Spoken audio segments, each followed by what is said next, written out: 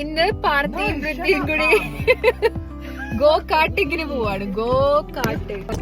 അപ്പൊ ഗായ്സ്, ഇന്ന് പാർത്തിയും വൃത്തിയും കൊണ്ട് ഞങ്ങള് ഗോ കാട്ടിങ് കാണിക്കാനാണ് കൊണ്ടുപോകുന്നത്.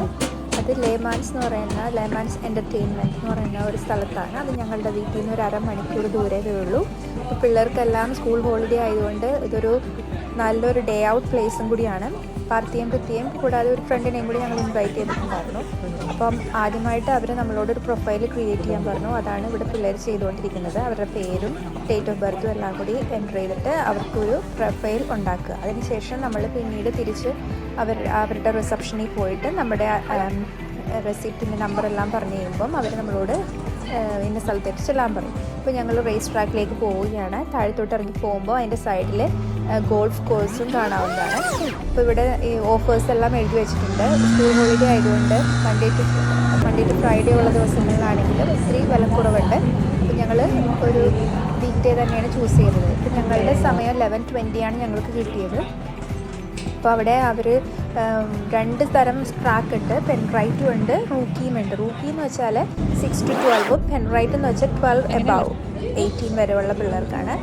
ഞങ്ങളുടെ പിള്ളേർ 14 വയസ്സായതുകൊണ്ട് അവർ പെൻറൈറ്റിലാണ് ചേരാൻ പോകുന്നത്. അപ്പോൾ നമ്മളവിടെ വെയിറ്റ് ചെയ്തുകൊണ്ടിരിക്കുകയാണ്. അവരെ കയറ്റി 11:20 ആയപ്പോൾ തന്നെ അവരെ കയറ്റി. ഇനി അവർക്കുള്ള സേഫ്റ്റി ഇൻസ്ട്രക്ഷൻസ് എല്ലാം കഴിഞ്ഞു.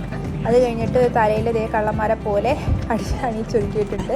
അത് ഹെൽമെറ്റ് വെക്കുന്നതിന് മുന്നേ ഒരു സാധനം ഇടും, അതാണത്.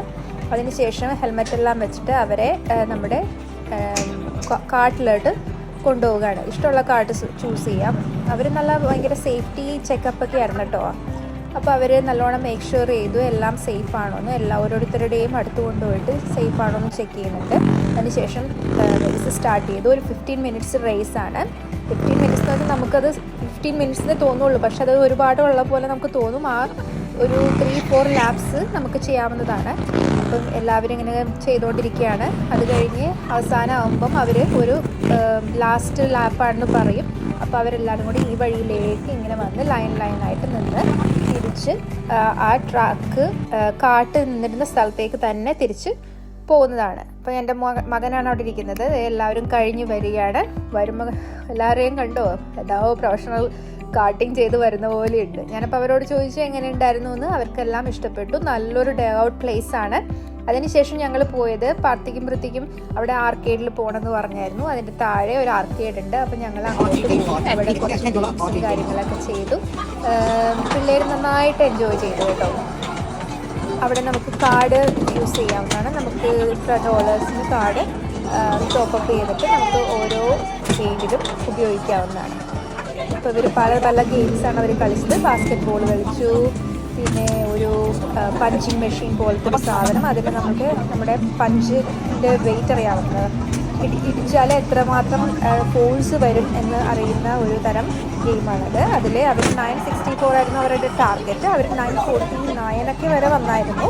അവർ ഡാഡിനോടും ചോദിച്ചായിരുന്നു, അച്ഛനോടും ചോദിച്ചായിരുന്നു ഒന്ന് ട്രൈ ചെയ്യുന്നു, ഡാഡാകുമ്പോൾ അവരെ ബീറ്റ് ചെയ്യുമല്ലോ എന്ന് പറഞ്ഞിട്ട്. അവർക്ക് 964 ബീറ്റ് ചെയ്യാമെന്ന് പറഞ്ഞിട്ട്. അൺഫോർച്ചുനേറ്റ്ലി അവരുടെ അച്ഛൻ വളരെ ശോചനീയമായി തോറ്റുപോയി, അതാണ് പറയേണ്ടി വരുന്നത്. ഇനി അടുത്ത ഗെയിം അവർ ചൂസ് ചെയ്തത് കാറും സ്കൂട്ടറും കാര്യങ്ങളൊക്കെ ആയിരുന്നു. പിന്നെ വേറൊരു ഗെയിം ഉണ്ടായിരുന്നു. ഇത് ഒരു എസ് ഷേപ്പ് സാധനം ഇങ്ങനെ പോകുമ്പോൾ നമ്മൾ സ്റ്റോപ്പ് ബട്ടൺ വെക്കണം. അത് ഭയങ്കര സ്കാമായിട്ടാണ് ഞങ്ങൾക്ക് തോന്നുന്നത്. പിന്നെ ഞാനും കുറച്ച് ഗെയിംസിലെല്ലാം ട്രൈ ചെയ്ത് കേട്ടോ. ചുമ്മാ ഇരിപ്പാണ്, ചുമ്മാ ഒരു സ്റ്റൈലിന് വേണ്ടി ഇരുന്നതേ ഉള്ളൂ. ഒരു ബൈക്കിൽ ഓടിക്കുന്ന പോലെ കാണിച്ചിരിക്കുന്നത്.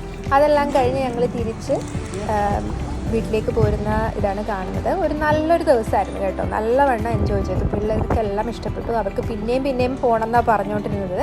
ഞങ്ങളവർക്ക് വേറൊരു ദിവസം കൊണ്ടുപോകാമെന്ന് പറഞ്ഞ് അതിനെ സമാധാനിപ്പിച്ച് തിരിച്ചു കൊണ്ടുപോകും. പോരുന്ന വഴി കുറച്ച് ഫുഡും കഴിച്ച് അവരെ ഹാപ്പിയാക്കി തിരിച്ച് വീട്ടിലേക്ക് കൊണ്ടുവന്നു. നിങ്ങൾക്ക് എല്ലാവർക്കും പോകാൻ പറ്റിയ ഒരു അടിപൊളി പ്ലേസാണ് ഡാൻഡിനോങ്ങിലെ ലേമാൻസിലെ എൻ്റർടൈൻമെൻറ്റ്. Okay, thank you.